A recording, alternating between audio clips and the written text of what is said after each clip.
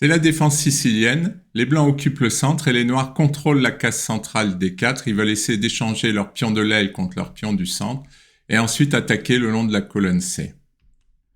C3, c'est le début à la pinksome, Les blancs veulent mettre le pion en D4 au centre et si les noirs échangent, ils reprendront avec un autre pion. Seul problème, c'est qu'ils prennent la place du cavalier et les noirs vont en profiter tout de suite puisqu'ils jouent D5. Le cavalier ne pourra pas chasser la dame, donc qu'ils prennent.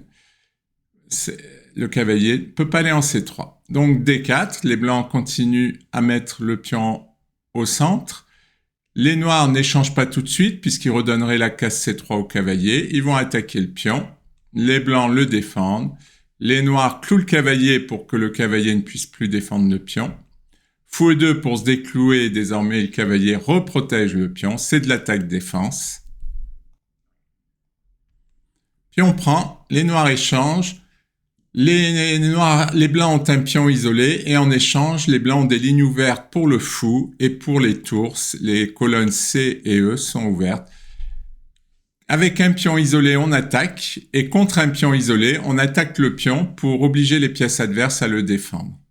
Et plus on s'approche de la finale, plus c'est favorable au camp qui n'a pas le pion isolé, qui lutte contre le pion isolé. E6, il faut se méfier du piège, il y a un piège. Si les noirs prennent le cavalier avec l'idée que le cavalier ne puisse plus défendre le pion, on prend le fou, on attaque la dame. Et si les noirs prennent le pion, eh bien, ils vont perdre la dame puisque les blancs peuvent éliminer le défenseur et ensuite gagner la dame. Un piège très important à connaître parce qu'il se produit assez souvent. Donc, nous allons revenir sur l'échange du pion et au lieu de prendre le cavalier, les noirs vont jouer E6. Cavalier C3, normal pour attaquer la dame, elle s'en va. On sort le fou, on protège le pion isolé, ça aussi c'est tout à fait logique. Les noirs développent leur cavalier pour contrôler les cases centrales. Les blancs attaquent le fou, en fait ils se donnent la possibilité de jouer G4 au cas où ils en auraient besoin. Petit roc pour mettre le roi à l'abri, fou E7. Et la dame B3, coup très intéressant puisqu'il attaque le pion B7, il menace D5, et on va amener la tour F en D1 pour pousser D5, puisque si les blancs peuvent se débarrasser du pion isolé, ils auront un avantage central, un avantage d'espace, sans avoir le problème du pion à défendre. Dame C7, je ne m'explique pas ce coup, c'est sûrement une erreur. D5, les blancs sont arrivés à ce qu'ils voulaient, ils peuvent se débarrasser de ce pion isolé. Cavalier prend, voilà, il y a des échanges, la dame attaque le fou s'en va. Les blancs centralisent leur cavalier, c'est toujours bien de mettre une pièce au centre. Donc les noirs ne le tolèrent pas, ils échangent. Fou prend D4. Petit roc. Et on va avoir une série d'attaques-défense, comme souvent aux échecs. Tour C1, on gagne un temps pour la tour qui vient sur la colonne et qui gagne un temps sur la dame. Dame F4. La dame blanche voudrait prendre le pion B7, mais ne peut pas, sinon la dame noire prend le fou. Donc, les blancs essaient de se débarrasser de cette menace. Ils attaquent la dame. Dame E4 pour échanger la dame et protéger le pion B7. Fou F3, une protection rayon X.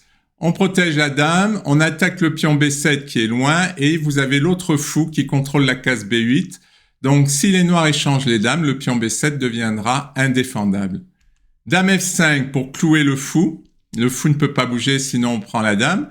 Et si la dame va prendre le pion B7, eh ben la dame noire prendra le fou.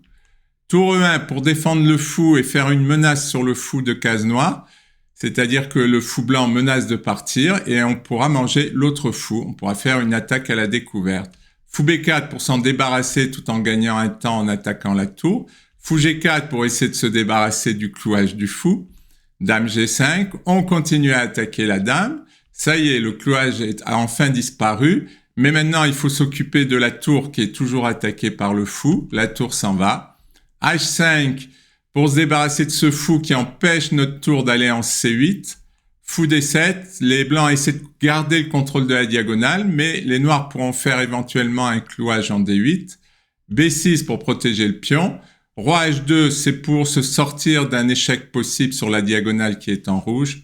Dame F2, les noirs essaient de faire quelque chose, c'est pas facile. Les blancs chassent le fou. Voilà, ils vont encore le chasser, comme ça le fou va être passif au lieu d'être actif. Tour D2 pour attaquer la dame, on gagne des temps, on active ses tours.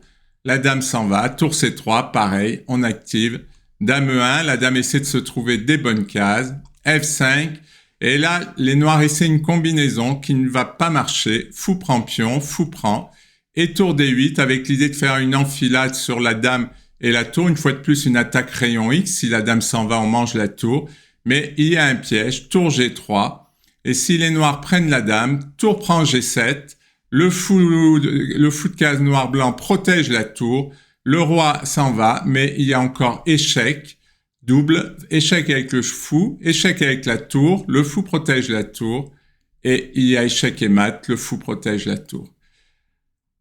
Très belle attaque de mat, merci pour votre attention.